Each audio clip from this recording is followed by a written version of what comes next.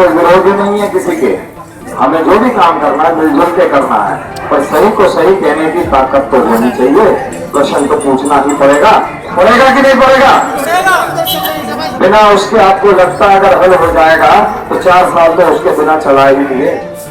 अब सबसे बड़ी बात यह है, बापूजी ने शुरू से एक बात कही, कलयुग में केवल संगठन बल का ही जो है बोलबाला होता है।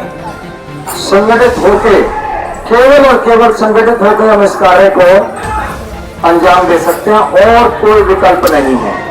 अपने सभी मतभेद छोड़कर हम जब एक मंच पर सारे आते हैं, जो भी मंच हो वो सभी हमारा ही है और जहां भी है। और ऐसा नहीं कि आश्रम हमारा ही है, वहां पे बैठ के भी जो सेवाएं नहीं हो रही हैं उनको भी सुचारू वापस कराना ही होगा। 5 करोड़ साधकों का बेटा वहां था, 5 करोड़ का नहीं 2 करोड़ का होगा, 2 करोड़ का नहीं 1 करोड़ का होगा, वो भी नहीं 50 लाख का होगा।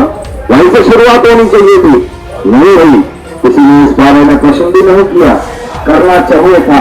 ये वो बातें हैं जो आवश्यक थी, हमने नहीं की।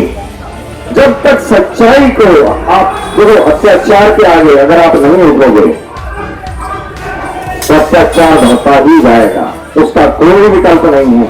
और अत्याचार करने वाले से ज्यादा बड़ा दोष अत्याचार को सहन करने वाले और देखने वाले लोग, दर्शक, वो ज्यादा बड़े दोषी हैं। अगर आप आगे नहीं आते हैं तो आप उसके ज्यादा बड़े दोषी, आपको ज्यादा बड़ा दोष लगता है। धर्म युग में गुरु के लिए, सत्य के लिए आप आगे आएंगे, उठेंगे और आपको देखा देखी एक की हिम्मत के साथ दूसरा जुड़ता है, दूसरे से तीसरा, चौथा, ऐसे ही पूरा जलसा खड़ा होता चला जाता है। जैसे जैसे हम लोग अपनी आवाज उठाएंगे, आप देखेंगे ये जो षड्यंत्रकारी हैं, अब तक संगठित थे, उनको कोई भय नहीं, वो अपने आप ही भय में आ जाएंगे, क्योंकि सत्य से हर कोई घबराता है। और हम सब मिलकर करेंगे तो उसका असर व्यापक होगा। एक जने को, एक लकड़ी को तो पेड़ भी तोड़ देगा, लेकिन जब सारे जने पूछेंगे, सभी एक ही प्रश्न पूछेंगे, बार बार पूछेंगे, तो उसका असर आना होगा। उसका कोई विकल्प किसी के पास नहीं बचेगा। कितने मुंह बंद करोगे, कितनी जुबानें बंद करोगे, कब तक करोगे? ये चीज अब रुकनी ही होगी। और अब बुराई से झुकना होगा और अच्छाई को आगे बढ़ना ही होगा।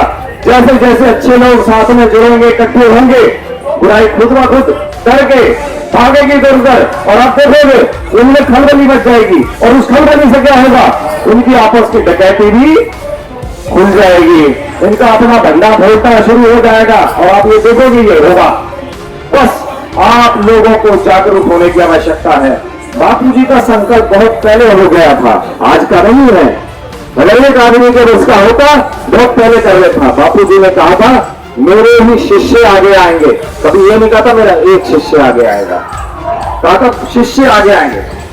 अब ये सबकी जिम्मेवारी है, किसी एक की नहीं है, सबको चलना है, एक साथ चलना है, एक ही मंत्र बोलते हुए चलना है। हरि हरि हरि हरि बोल, हरि हरि बोल। षड्यंत्र का नाश हो, षड्यंत्र का नाश हो, षड्यंत्र का नाश हो। बापूजी होंगे और हम सब भी, हम सबके बीच में आएंगे और बहुत जल्द आएंगे, और इस सबके कारण आप सब होंगे और कोई नहीं। आप सब मिलकर जब इस काम को करेंगे, ये काम होना शुरू हो जाएगा। जय हो।